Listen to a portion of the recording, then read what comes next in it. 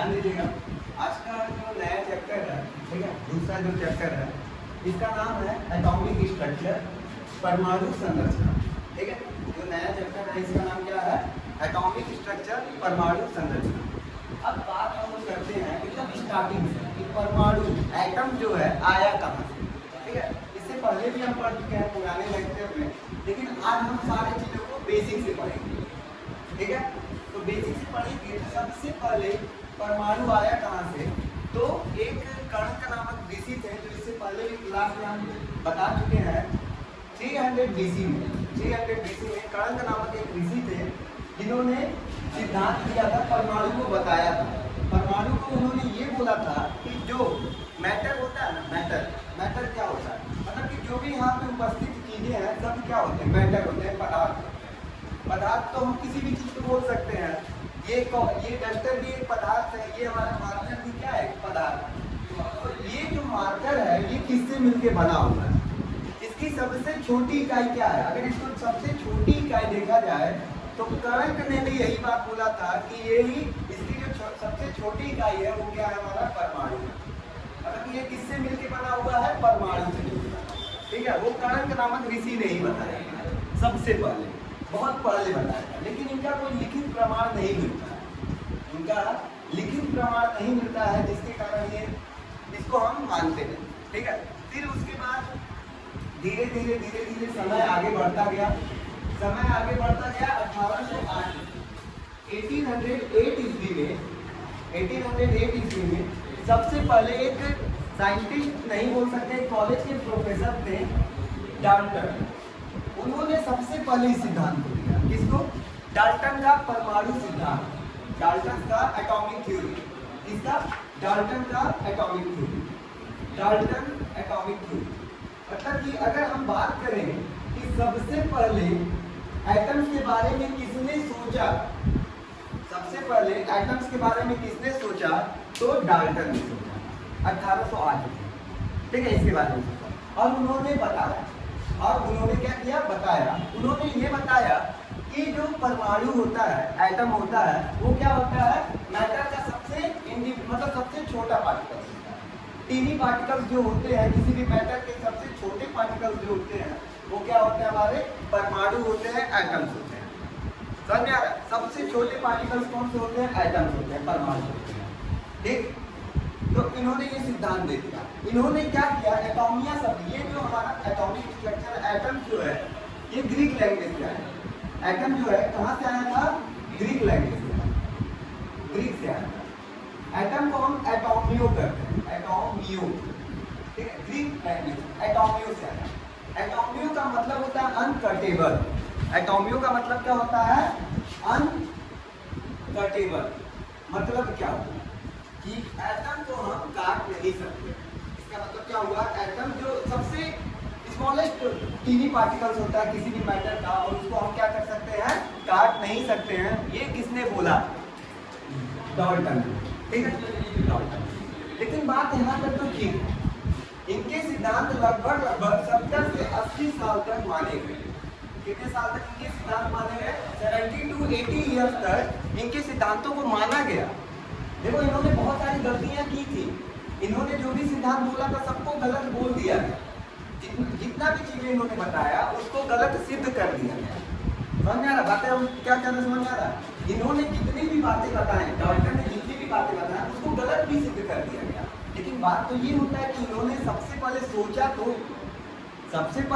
तो इस एटम्स के बारे में, बाद में गलत हो गया वो बात की बात है। लेकिन सबसे पहले इन्होंने, डाल्टन ने क्या किया? इसके बारे में सोचा तो इसलिए इनको बोला जाता है कि इन्होंने ही इसको सिद्धांत सबसे पहले इन्होंने दिया। ठीक है, ये बातें समझ में आ रहा है? इन्होंने बोला, एटम्स के बारे में इन्होंने बोला, एक बार क्विक रिवीजन टाइप का बता देते हैं। इन्होंने बोला कि मैटर का जो सबसे स्मॉलेस्ट पार्टिकल होता है वो क्या होता है? एटम होता है। ठीक है, ये क्या होता है? सबसे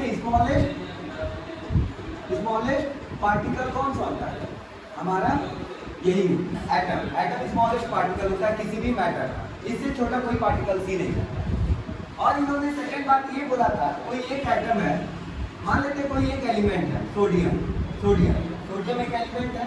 ठीक है, इसका जो एटम होगा इसमें जितने भी एटम होंगे सोडियम छोटे एटम से मिलकर बना होगा। जैसे कि हमारा ये मार्कर है, ये छोटे छोटे एटम से मिलकर बना होगा। तो सोडियम भी तो बहुत सारे एटम से मिलकर बना होगा। तो इसके जितने भी एटम होंगे, इसके जितने भी एटम होंगे, इसके जितने भी एटम होंगे, सब क्या होंगे, सबका साइज, शेप और केमिकल रिएक्शन सब क्या होगा, केमिकल प्रॉपर्टी सब क्या होगा, सेम। इन्होंने क्या बोला, जितने भी एटम होंगे किसी भी एक मेटल में, एक एलिमेंट में जितने भी एटम होंगे सबका क्या बराबर होगा, साइज बराबर होगा, शेप बराबर होगा, फिजिकल प्रॉपर्टी बराबर होगी एंड केमिकल प्रॉपर्टी क्या होगी, सेम। बातें समझ में आ रहा है। लेकिन आप लोगों को तो पता है कि आइसोटोप, इसकी बात करते हैं आइसोटोप। तो आइसोटोप्स की जब खोज हुई, किसकी खोज हुई, आइसोटोप। आइसोटोप्स के बारे में जानकारी हुई, हिंदी में समस्थानिक बोलते हैं, समस्थानिक बोलते हैं। इसका मतलब ये होता है atomic number is same but atomic mass is different. इसका मतलब क्या होता है, atomic number is same but atomic mass is different. मतलब कि एटॉमिक नंबर सेम होगा और एटॉमिक मास क्या होगा, डिफरेंट। बातें समझ में आ रहा है। एटॉमिक नंबर सेम होगा, एटॉमिक मास डिफरेंट होगा। तो कार्बन देखो, कार्बन तो एक ही एटम है, एक ही हमारा एलिमेंट है, लेकिन इसमें दो तरह से पाया जाता है। कार्बन 12 भी पाया जाता है, कार्बन 13 भी पाया जाता है ना। तो इसके तो दो समस्थानिक पाए गए, दो आइसोटोप्स पाए गए। तो इनका एक सिद्धांत गलत नहीं हो गया, साइज, शेप और केमिकल प्रॉपर्टी सेम होना चाहिए, जबकि इन दोनों का केमिकल प्रॉपर्टी साइज अलग अलग होगा, साइज अलग अलग हो गया। इससे हमारा क्या हो गया, इनका ये सिद्धांत गलत हो गया। जो बातें बोले सब गलत होता गया। फिर इन्होंने बोला था कि दो एटम है, दो एलिमेंट है, सोडियम एल्युमिनियम। इनका जो एटम है, इनके सारे एटम का साइज शेप सब बराबर होगा और इसका एटम का साइज शेप आपस में बराबर होंगे, लेकिन ये दोनों आपस में डिफरेंट होंगे। इनका जो एटम होगा, इसका जो एटम होगा और इसका जो एटम होगा, दोनों का size shape chemical property different होगा। इन्होंने ये भी बोला आपस में तो बराबर होंगे इसके एटम्स के, लेकिन इसके एटम्स के साथ अलग अलग होंगे, इन्होंने ये बोला। लेकिन आपको ये बात पता है, आइसोबार को हिंदी में समभारिक बोलते हैं। क्या बोलते हैं, समभारिक। जब इसकी खोज हो गई, किसकी खोज हो गई, आइसोबार समभारिक की खोज हो गई। इसका मतलब क्या होता है, atomic mass same but atomic number is different. तो एक बात बताओ, जब हम तो पोटेशियम की बात कर सकते हैं एंड कैल्शियम की बात कर सकते हैं, दो अलग अलग, इसके एटम का जो प्रॉपर्टी होगा, इसके एटम्स का प्रॉपर्टी अलग अलग होगा इनके नियम के अनुसार। लेकिन आपको पता है दोनों का या आर्गन का, तीनों का जो एटॉमिक मास होता है 40-40 होता है। ये तो सेम होता है। आइसोबार का जब खोज हो गया तो कहीं ना कहीं इनका सिद्धांत गलत हो गया कि नहीं हो गया, गलत। बातें समझ में आ रहा है। तो ये सब इनके गलतियां थी और इनके नियम को 70 से 80 साल तक क्या होगा, माना भी है। तो एटम्स के बारे में छोटी छोटी जानकारी थी, बेसिक जानकारी थी। बातें समझ में आ गया। अब देखिए एटम का खोज कहाँ पे खत्म होता है, जैसे ही इलेक्ट्रॉन का खोज हो जाता है। किसका खोज हो जाता है, इलेक्ट्रॉन का खोज हो जाता है। इनका नियम पूर्णतः गलत हो जाता है, क्योंकि इन्होंने बोला था सबसे स्मॉलेस्ट पार्टिकल किसी भी मैटर का क्या होता है, इलेक्ट्रॉन, सॉरी एटम्स होता है। लेकिन आप लोगों को पता है कि इसके सब एटॉमिक पार्टिकल्स भी होते हैं। एटम के सब atomic particles electron, proton and neutron भी होते हैं। ठीक है, तो ये तो हमारी बेसिक नॉलेज हो गई। क्लियर है, बातें समझ में आ रहा है। अब अगला जो टॉपिक है डिस्कवरी ऑफ इलेक्ट्रॉन। ठीक है, किसकी बात करेंगे, डिस्कवरी ऑफ इलेक्ट्रॉन। आप सारे बच्चों को पता है कि इलेक्ट्रॉन की खोज किसने की। इलेक्ट्रॉन की खोज किसने की, जे थॉमसन ने। किसने की, जे थॉमसन ने। क्लियर है, इलेक्ट्रॉन की खोज किसने की, जे थॉमसन ने। इलेक्ट्रॉन की खोज किसने की, जे थॉमसन ने। ठीक है, अब जे थॉमसन ने तो इलेक्ट्रॉन की खोज की, लेकिन इन्होंने जब इलेक्ट्रॉन का जो नाम दिया था, उन्होंने बोला था नेगेट्रॉन। क्या बोला था, नेगेट्रॉन। इलेक्ट्रॉन को जो नाम दिया था इन्होंने, ये किस नाम से बोलते थे, नेगेट्रॉन नाम से बोलते थे। इलेक्ट्रॉन की खोज तो इन्होंने ही की, लेकिन ये किस नाम से बोलते थे, नेगेट्रॉन नाम से बोलते थे। ठीक है, और जो स्टोनी थे, एक स्टोनी नामक साइंटिस्ट थे, स्टोनी, इन्होंने नेगेट्रॉन को बदल के इसका नाम क्या रखा, इलेक्ट्रॉन रखा। बात समझ आ रहा है। जे थॉमसन ने इलेक्ट्रॉन की खोज की, और जे जे थॉमसन ने इसका नाम क्या रखा था? नेगेट्रॉन रखा था। क्या रखा था? नेगेट्रॉन। लेकिन जो स्टोरी नामक साइंटिस्ट हैं, इन्होंने नेगेट्रॉन बदल के क्या रख दिया? इसका नाम इलेक्ट्रॉन रख दिया। अब बात समझ में आ रहा है? इसका नाम क्या रख दिया? इलेक्ट्रॉन रख दिया। अब बात क्या होता है? अब इलेक्ट्रॉन्स के बारे में आप सारे बच्चों को पता है, इलेक्ट्रॉन निगेटिव चार्ज होता है। क्या होता है? निगेटिव आवेश होता है, निगेटिव चार्ज होता है। अब इलेक्ट्रॉन की खोज कैसे हुई ये ध्यान दीजिएगा। इलेक्ट्रॉन की खोज के लिए ये फिगर देखिए, सारे बच्चे देख रहे होंगे, ठीक है? ये फिगर लिया गया। अब यहाँ पे देखिएगा, यहाँ पे कैथोड है, कैथोड की छड़ लिया गया, एनोड की छड़ लिया गया, ठीक है? और यहाँ पे एक वैक्यूम पंप है। वैक्यूम पंप का क्या जरूरत है ये ध्यान दीजिएगा। वैक्यूम पंप क्या था? यहाँ से क्या किया, जितना भी गैस होगा उसको क्या करेगा? निकालेगा। मैक्सिमम गैस को निकाल देगा, मतलब थोड़े बहुत कम मात्रा में यहाँ पे गैस बचेगा, मतलब मैक्सिमम अमाउंट ऑफ गैस निकाल देगा और इसको क्या बना देगा? वैक्यूम बना देगा। वैक्यूम का मतलब निर्वात बना देगा कि जहाँ पे एयर की क्या हो? अनुपस्थिति हो, ठीक है? यहाँ पे एकदम एयर नहीं हो, क्लियर? और यहाँ पे जो प्रेशर है बहुत कम रखा गया। प्रेशर को क्या किया गया? बहुत कम रखा गया। मतलब समझ रहे हो क्यों प्रेशर को कम रखा जाता है? क्वेश्चन ये भी पूछ सकता है कि जो ये है इसका प्रेशर क्यों कम रखा जाता है? प्रेशर इसलिए कम रखा जाता है, मान लेते हैं कि अंदर कोई भी चीज है, ठीक है? जब हमारे इलेक्ट्रॉन्स, ये जो कैथोड रेज है, आगे बढ़ेंगे, कैथोड रेज जब आगे बढ़ेंगे तो उससे वो टकराएंगे, मतलब कि प्रेशर अंदर हो ही ना। समझ में आ रहा है? आसानी से वो क्या कर सकते? मूव कर सकते। बात समझ में आ रहा है कि ये जो कैथोड रेज है वो आसानी से क्या कर सके? मूव कर सके। क्लियर है? और ये एक एनोड है, एनोड पॉजिटिव से जुड़ा हुआ है, कैथोड हमारा निगेटिव से जुड़ा हुआ है। क्लियर है? बात समझ में आ रहा है? और इसको हाई वोल्टेज से जोड़ा जाना है। इसको क्या किया गया? हाई वोल्टेज से जोड़ा गया। हाई वोल्टेज जैसे ही ऑन करेंगे यहाँ से कैथोड रेज क्या होगा? आगे बढ़ेगा। आगे बढ़ेगा मतलब क्या होगा? यहाँ से जो कैथोड रेज है आगे बढ़ेगा और इधर की हो रहा है, माइनस से प्लस की हो रहा है, ठीक है?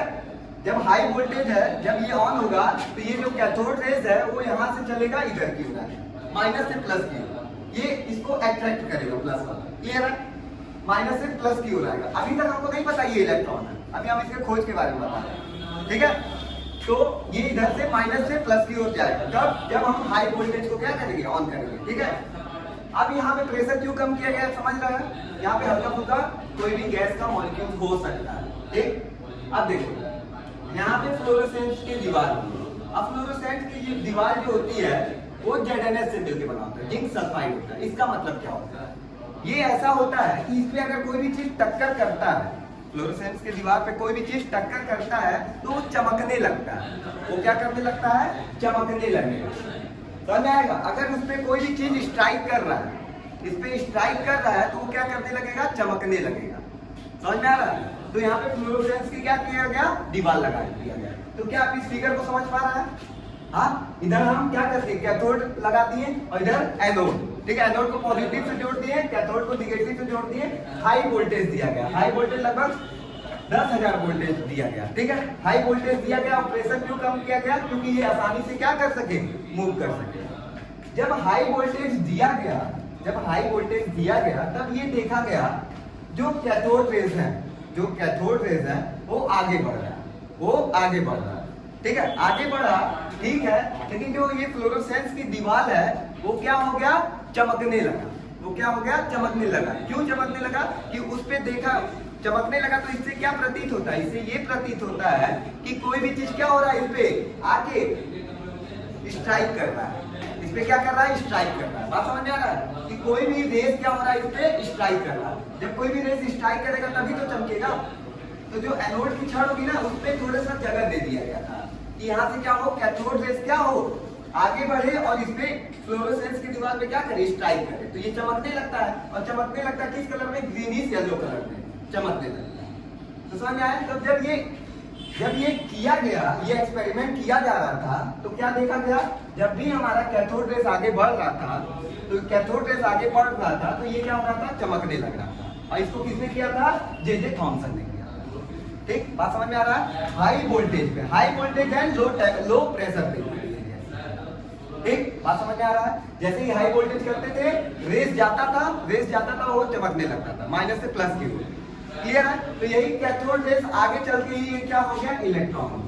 आगे चल के इसको क्या बोल दिया गया, इलेक्ट्रॉन बोल दिया गया। मतलब बोला गया जो कैथोड रेस का जो सबसे स्मॉलेस्ट पार्टिकल जो बोला गया वो क्या है, इलेक्ट्रॉन। ये किसने बताया था, जे थॉमसन ने बताया था। सबसे पहले किसने ये एक्सपेरिमेंट करके दिखाया था, जे थॉमसन ने बताया था। और ऐसा नहीं है कि जे थॉमसन अकेले ही एक्सपेरिमेंट किए। जे थॉमसन के साथ एक और साइंटिस्ट है, माइकल फैराडे। एक और साइंटिस्ट है माइकल फैराडे, जिन्होंने बहुत ज्यादा हेल्प किया। ये भी उस पे काम कर रहे थे और माइकल फैराडे भी इस वाले एक्सपेरिमेंट पे क्या कर रहे थे, काम कर रहे थे। ऐसा नहीं है कि अकेले जे थॉमसन ने एक्सपेरिमेंट किया था। किसने किया था, माइकल फैराडे भी, इनका बहुत ज्यादा महत्वपूर्ण योगदान था इस रिएक्शन में। क्लियर है, बातें समझ में आ रहा है। तो क्या हुआ था, ये ट्यूब लिया गया, ट्यूब में हाई वोल्टेज रखा गया, हाई वोल्टेज के साथ लो प्रेशर रखा गया, और क्या किया गया, इसको कैथोड से जोड़ दिया गया नेगेटिव, और एनोड को पॉजिटिव क्षण से जोड़ दिया गया। और जब हाई वोल्टेज लगाया गया तो ये क्या हुआ, कैथोड रेस आगे बढ़ रहा था। कैथोड रेस आगे बढ़ रहा था तो ये दिखा थोड़ी ना, जो ये कैथोड रेस था इनविजिबल कैथोड रेस था, मतलब ये दिख नहीं रहा था, इनविजिबल था, मतलब आपको दिखेगा थोड़ी ना, वो इनविजिबल था। लेकिन कैसे पता चला कि ये कैथोड रेस, यहाँ पे कोई रेस भी चल रहा है। जब ये आगे बढ़ता गया तो ये जो हमारा फ्लोरेसेंस की दीवार थी वो क्या हो गया, चमकने लगा। तो इससे क्या पता चला कि कोई भी एक चीज क्या हो रहा है, नेगेटिव से पॉजिटिव की ओर जा रहा है, ठीक है, जिससे ये चमक रहा है। समझ में आ गया। तो यही कैथोड रेस, और कैथोड रेस कोई बाद में क्या होगा, इसका जो स्मॉलेस्ट पार्टिकल वो क्या है, इलेक्ट्रॉन है। समझ में आ गया। और इलेक्ट्रॉन को उसने नाम क्या दिया था, सबसे पहले नेगेट्रॉन। नाम क्या दिया गया था, नेगेट्रॉन नाम दिया गया था। और जिसको स्टोनी नामक एक साइंटिस्ट है, जिन्होंने इसका नाम नेगेट्रॉन से बदल के क्या कर दिया, इलेक्ट्रॉन कर दिया था। ठीक है, बातें समझ में आ रही क्या करिए। अब बात करते हैं प्रॉपर्टी ऑफ कैथोड रेस की। अब किसकी बात करते हैं, प्रॉपर्टी ऑफ कैथोड रेस। जो कैथोड रेस आगे बढ़ रही थी, अब इसकी प्रॉपर्टी बात करते हैं। प्रॉपर्टी क्या बात करते हैं, ये नेगेटिवली चार्ज। ये जो कैथोड रेस था वो क्या था, नेगेटिव चार्ज था। ये जो कैथोड रेस था वो क्या था, नेगेटिव चार्ज था। कैसे पता चला ये नेगेटिव चार्ज, क्योंकि जब इसको हाई वोल्टेज दिया जाता था तो ये क्या होता था, एनोड की ओर, क्या एनोड का जो छड़ था, वहाँ छड़ था जो पॉजिटिव से जुड़ा हुआ था, वो इसी की ओर क्या होता था, आकर्षित होता था, अट्रैक्ट होता था। जो रेस था कैथोड रेस, वो किसकी ओर जाता था, वो पॉजिटिव की ओर जाता था। जब पॉजिटिव की ओर जाता था तो इससे हमको क्या पता चला, जो कैथोड रेस है वो क्या हमारा नेगेटिव चार्ज। बात समझ में आ गया, वाला पॉइंट समझ में आ गया। क्योंकि वो किसकी ओर अट्रैक्ट होता था, पॉजिटिव चार्ज की ओर क्या होता था, अट्रैक्ट होता था, जिससे हमको ये पता चला कि ये जो हमारी कैथोड रेस है ये नेगेटिवली चार्ज। बात समझ में आ गया। सेकंड पॉइंट ये बोला गया, ये एक स्ट्रेट लाइन में ट्रेवल करता था। किसमें ट्रेवल करता था, स्ट्रेट लाइन में ट्रेवल करता था, मतलब एकदम सीधे सीधे क्या करता था, ये ट्रेवल करता था। अब ये कैसे पता चला कि ये स्ट्रेट लाइन में ट्रेवल करता था, हो सकता था ऐसे ऊपर नीचे वेव के फॉर्म में भी ट्रेवल कर सकता था। ये कैसे पता चला, ये कैसे पता चला, इसके सामने ओपेक रखा गया। ओपेक जानते हैं, ओपेक मतलब जो ओपेक ये होता है जिसकी आर पार नहीं देखा जा सकता, मतलब उस पर अगर कोई भी लाइट आ रही है तो वो पार नहीं कर पाएगा। ठीक, तो जब ओपेक रखा गया इसके बीच में, इसके रेस के बीच में, तो उसका क्या बना, प्रतिबिंब बना, मतलब उसका इमेज बना, शैडो बोल सकते हैं, शैडो बनना। इससे हमको क्या पता चला कि जो हमारा कैथोड रेस है वो क्या हो रहा है, स्ट्रेट चलता है। समझ में आया, कैसे पता चला कि इसके बीच में हम क्या रख दिए, ओपेक रख दिए, ओपेक कोई भी, हाँ, और उस पर क्या हुआ, जब कैथोड रेस पड़ा तो क्या हुआ, उसका क्या बनता है, शैडो बनता है। और शैडो बनता है तो इससे ये पता चलता है कि कोई भी लाइट जो हो रहा है वो क्या हो रहा है, उस पर स्ट्रेट पड़ रहा है। समझ आ रहा है। तो इससे दो पॉइंट क्लियर हो गया, स्ट्रेट लाइन में ये क्या करता है, ट्रेवल करता है, और पहला क्या है, नेगेटिव दिख रहा है। दो पॉइंट क्लियर हो गया। थर्ड क्या होता है, इसकी कुछ काइनेटिक एनर्जी। जो हमारा कैथोड रेस आगे बढ़ रहा है, कैथोड रेस आगे बढ़ रहा है, उसकी क्या होती है, काइनेटिक एनर्जी। अब कैसे पता चला काइनेटिक एनर्जी होता है, हिंदी में गतिज ऊर्जा बोलते हैं। वहाँ पे बहुत हल्के है, बहुत हल्के, मतलब ऐसा नहीं है कि बहुत भारी, मतलब एकदम हल्के, एकदम माइनर हल्का। उसके बीच एक पैडल टाइप का रख दिया गया। पैडल मतलब ये मत समझ लेना कि साइकिल का पैडल रख दिया गया या कार का पैडल, मतलब किसी का पैडल रख दिया गया, हाँ, या चक्की चलाने वाला पैडल है, एकदम हल्का सा एक पैडल रख दिया गया। और जब इस पे टकराया, ये कैथोड रेस जब इस पे टकराता था तो हल्का हल्का क्या करता था, मूव करता था। तो इससे क्या पता चला, इससे ये पता चला कि जो कैथोड रेस है उसके उसमें कुछ क्या है, काइनेटिक एनर्जी। ठीक, समझ में आ रहा है। अब देखो जब इसमें टकराया तो ये क्या हुआ, जो हम लोग क्या लिए थे, पैडल लिए थे, मूव कर रहा, बहुत हल्का पैडल था। फिर उसके बाद बोला गया कि इसमें कुछ मास होता है, स्मॉल पार्टिकल से मिल के बना होता है, स्मॉल पार्टिकल से मिल के बना होता है। तो एक बात बताओ, जब वो उसको क्या कर रहा है, पैडल को मूव करा दे रहा है, तो कुछ ना कुछ उसमें होगा, स्मॉलेस्ट पार्टिकल होंगे, जिसके कारण वो क्या हो रहा है, मूव कर रहा है। तो ये made of small particle, made of small particle मतलब काइनेटिक एनर्जी है, काइनेटिक एनर्जी है तो स्मॉलेस्ट पार्टिकल भी होंगे उसमें। जैसे E बराबर mc², अगर किसी में एनर्जी है तो क्या होता है, उसमें मास जरूर होगा। समझ में आ रहा है, एनर्जी है तो उसमें क्या होगा, मास जरूर होगा। जैसे E बराबर mc²। बातें क्लियर हो गई हैं? समझ में? अरे तुम खुद सोचो, सारे बच्चे सोचना, जब रेस चल रहा है, रेस चल रहा है तो जो हमारा पैडल है वो घूमने लग रहा है ना। हाँ, तो इससे क्या पता चला, इसमें कुछ काइनेटिक एनर्जी है, और जब काइनेटिक एनर्जी होगा तो E बराबर mc², आइंस्टीन लॉ। ये क्या आइंस्टीन समीकरण है, इक्वेशन है। तो अगर एनर्जी है तो उसमें क्या होगा, मास तो होगा। क्लियर है? तो इसका कुछ ना कुछ क्या होगा, मास भी होगा। बाकी क्लियर हो गया? अब इसके बाद क्या होगा, जब इसको इलेक्ट्रिक फील्ड के पास रखा गया, मतलब कि जब इसको इलेक्ट्रिक फील्ड समझ रहा है ना। हाँ, जब बहुत ज़्यादा इलेक्ट्रिक, बहुत ज़्यादा वोल्टेज बोल सकते हैं बैटरी, इलेक्ट्रिक फील्ड के बीच इसको रखा गया तो ये क्या होगा, डिफ्लेक्ट हुआ। क्या होता था, डिफ्लेक्ट। जो इलेक्ट्रॉन ऐसे चलता था वो क्या होता है, डिफ्लेक्ट हो जाता था, अपने मार्ग से क्या होता था, थोड़ा सा ऐसे हो जाता था, ठीक है, ऐसे बाइंड हो जाता था, डिफ्लेक्ट होता था। कब, जब इसको इलेक्ट्रिक फील्ड में क्या किया जाता था, रखा जाता था। समझ आ रहा है, प्लस माइनस के ऊपर नीचे हो जाता था, मतलब ट्रेवल सीधे करता था ना, ट्रेवल तो सीधे करता है, लेकिन जब इसके ऊपर चारों ओर या ऊपर रख दो, दाएं रख दो, बाएं रख दो या नीचे रख दो तो ये डिफ्लेक्ट होने लगता है। समझ आ रहा है, थोड़ा सा अपने मार्ग से विचलित हो जाता है। ठीक, फिर अब मैग्नेटिक फील्ड का भी यही कहानी है। जब इसको हम लोग कहाँ पे रखते थे, मैग्नेटिक, इसके ऊपर मैग्नेट रखते थे, मैग्नेटिक फील्ड चला देते थे, ऊपर रख दो, नीचे रख दो, दाएं रख दो, बाएं रख दो, तब भी ये क्या होता था, डिफ्लेक्ट होता था। ठीक, तो समझ आ रहा है, कितनी प्रॉपर्टीज की, क्या क्या प्रॉपर्टी थी, क्या प्रॉपर्टीज की। पहली तो ये था, ये निगेटिव चार्ज, ये क्या था, निगेटिव चार्ज था। दूसरा क्या था, स्ट्रेट लाइन में ट्रेवल करता था। कैसे स्ट्रेट लाइन में ट्रेवल करता था, इसकी कहानी हम बताए हैं, क्योंकि कोई भी ओपेक रख दो तो इसका क्या दे देता था, शैडो दे देता था। तीसरा, काइनेटिक एनर्जी, कोई भी पैटर्न रखो उसको मूव करा देता था। काइनेटिक एनर्जी है तो उसका मास भी होगा, किसी न किसी पार्टिकल से मिलकर बना होगा। फिर चौथा, ये इनमें इलेक्ट्रिक फील्ड या मैग्नेटिक फील्ड जब इसके चारों ओर रखते थे तो इसका जो मार्ग था वो क्या होता, डिफ्लेक्ट हो जाता था। क्लियर है? तो ये हमारा क्या था, प्रॉपर्टी ऑफ कैथोड रेज था। तो आप लोग को अच्छे से समझ में आया होगा। ठीक है, ठीक, समझ में आया। बात करते हैं कि जो डिस्चार्ज ट्यूब है हमारा, डिस्चार्ज ट्यूब है, इसमें कोई थोड़ा बहुत गैस होगा, गैस होगा, कोई भी गैस होगा। और ये क्या है हमारे, कोई इतना कोई छड़ है हमारा, जो मान लो प्लेटिनम की छड़ होगी या किसी और चीज की छड़ होगी, हाँ, जो एनोड और कैथोड की बात कार्य कर रहा है। तो बात क्या करते हैं, हम उसका जो छड़ है उसको चेंज कर देते हैं, ठीक है, और गैस को चेंज कर देते हैं। जैसे कि पहले कुछ और गैस था, अब कुछ और गैस कर देते हैं।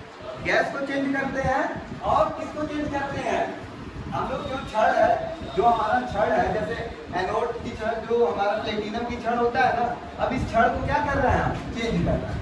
जैसे कि पहले कुछ और छड़ था, अब क्या करते हैं हम, उसकी रॉड चेंज कर देते हैं, एंड क्या चेंज कर देते हैं, गैस चेंज कर देते हैं, रॉड चेंज कर देते हैं, गैस चेंज कर देते हैं। मान लो पहले इसमें डिस्चार्ज में तो वैक्यूम है, लेकिन थोड़ा बहुत तो गैस होगा, थोड़ा बहुत तो गैस होगा, गैस चेंज कर दिए और क्या कर दिए, रॉड चेंज कर दिए।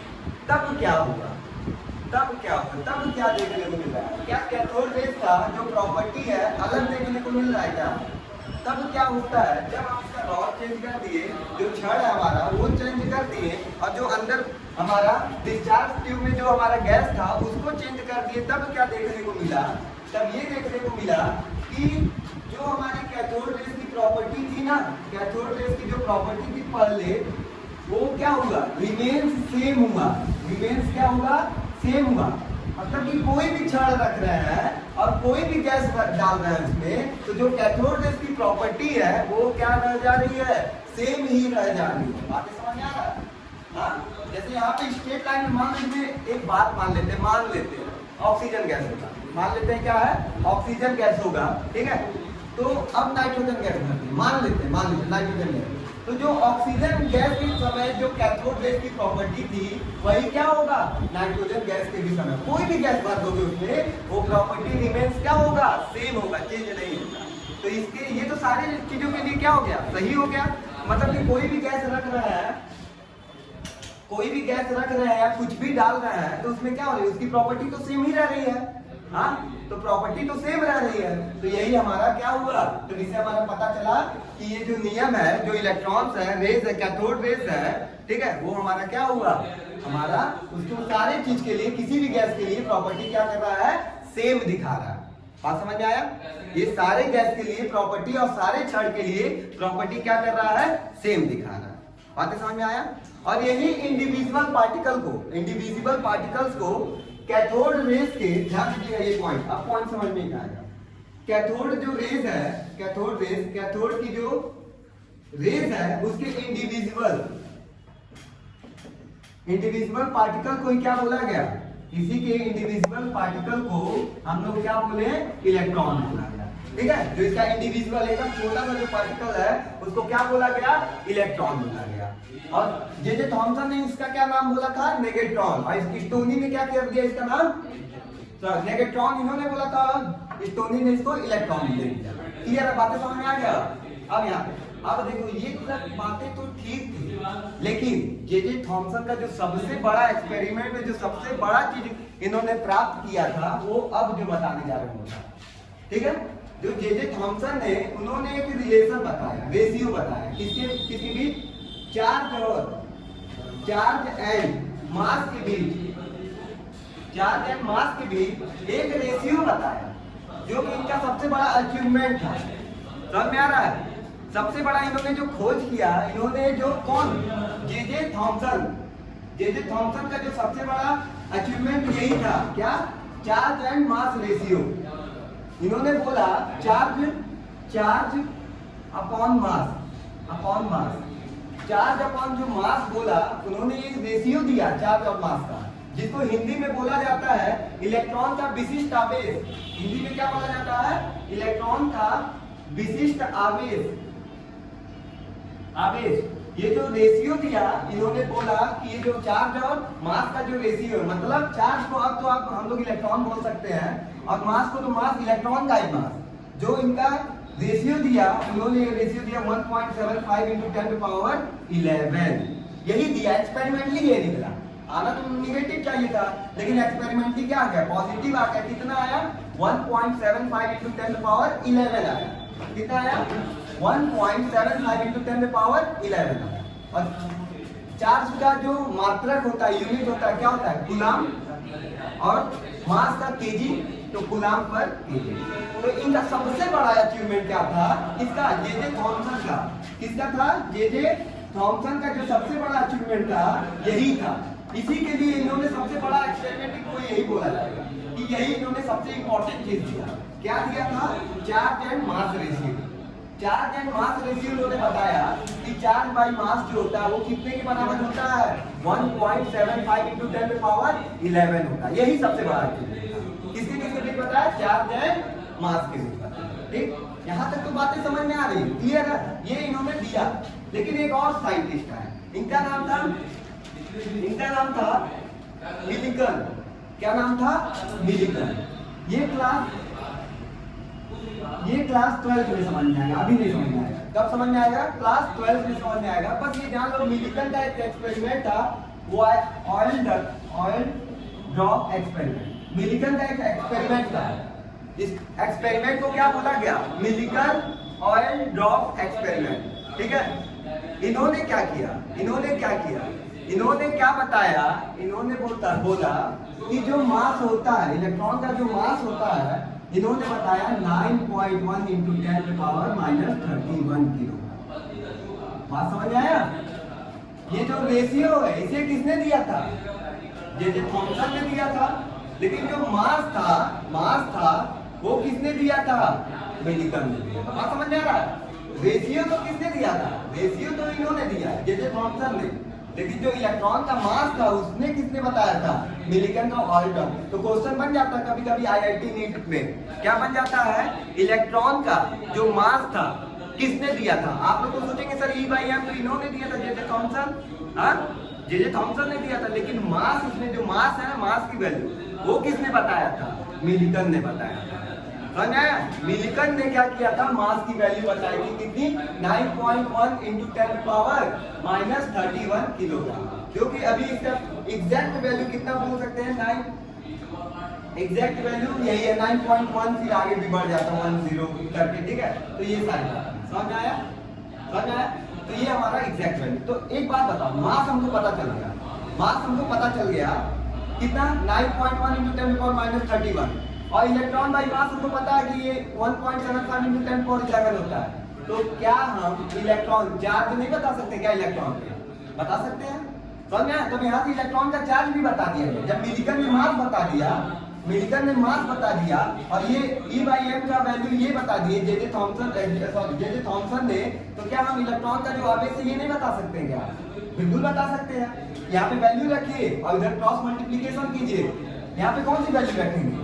9.1 इंटू 10⁻31, तो उधर जाएगा मल्टीप्लाई में। तो इलेक्ट्रॉन का जो मास आता है, इलेक्ट्रॉन का जो चार्ज आता है 1.6 इंटू 10⁻19 आता है। समझ में आया? आया कि नहीं आया? समझ में आया कि नहीं आया? और इसी को कभी कभी जो आज के है 1.602 इंटू 10⁻19 एग्जैक्टली ये। अब बात समझ में आ रही है कि क्या किया? चार्ज एंड मास का जो रेशियो होता है, चार्ज बाई मास का रेशियो, ये जे जे थॉमसन ने दिया 1.75 इंटू 10⁻11 कूलम पर किलोग्राम। और जो हमारे मिलिकन ने थे, मिलिकन का जो ऑयल ड्रॉप एक्सपेरिमेंट था, उससे हमको क्या पता चला? मास की वैल्यू पता चली। ये आप क्लास 12 में पढ़ेंगे।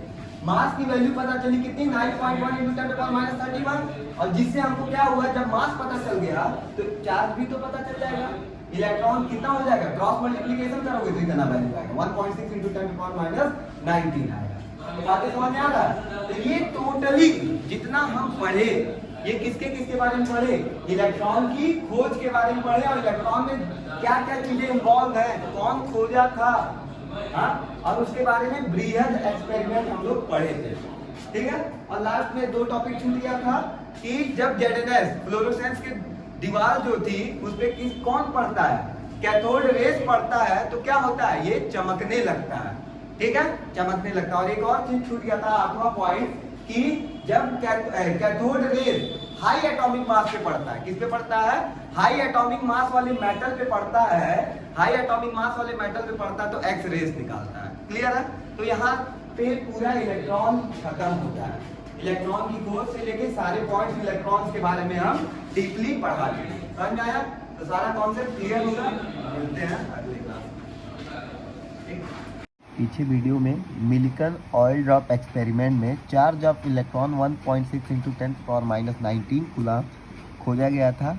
मुझसे गलती हो गया था, मैंने बोल दिया था मास 9.1 into 10⁻31 coulomb, sorry mass kilogram खोजा गया था, जबकि ये मैंने गलत बोल दिया था। जबकि मिलिकन के ऑयल ड्रॉप एक्सपेरिमेंट में चार्ज ऑफ इलेक्ट्रॉन 1.6 इंटू 10⁻19 खोजा गया था, और इसके द्वारा यहाँ पे चार्ज की वैल्यू रखी गई, और total value E by M की वैल्यू 1.75 इंटू 10⁻11 होता है, जहाँ पे हम चार्ज की वैल्यू रख के हमने मास की वैल्यू निकाल लेते हैं, ठीक है? तो ये पिछले वीडियो में यहाँ पे थोड़ी सी गलती हो गई थी, जिसको आप लोग ध्यान दीजिएगा। धन्यवाद।